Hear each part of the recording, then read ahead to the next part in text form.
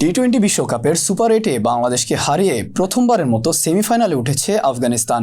শান্ত বাহিনীকে 8 রানে হারিয়ে প্রথমবারের মতো বিশ্বকাপের সেমিতে উঠে ইতিহাস গড়েছে রশিদ নবিরা। মঙ্গলবারের ম্যাচে সেমিফাইনালে যেতে 12.1 ওভারে আফগানদের করা 115 রানের চ্যালেঞ্জ পাড়ি দিতে হতো বাংলাদেশকে। শুরুটাও তেমন মারমুখী ছিল, কিন্তু মাঝের ওভারগুলোতে টাইগার ব্যাটাররা পারেননি বিগ শট খেলতে, ব্যর্থ হয় দ্রুত রান তুলতে। তবে বাংলাদেশের হারে কপাল পুড়েছে অস্ট্রেলিয়ারও। টাইগারদের সঙ্গে সুপার 8 থেকে বিদায় নিয়েছে অজিরা। গ্রুপ এ থেকে ভারতের সঙ্গী হয়েছে আফগানিস্তান। গতকাল এই জয় উদযাপন করতে রাস্তায় নেমে পড়েন আফগানরা।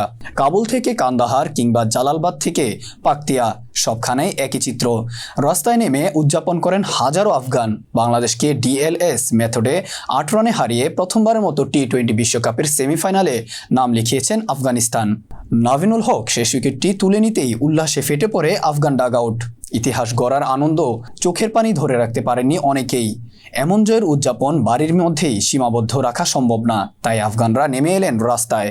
কাবুল কান্দাহারের মতো বড় বড় শহরে বাস গাড়ি চলারও কোনো উপায় ছিল না।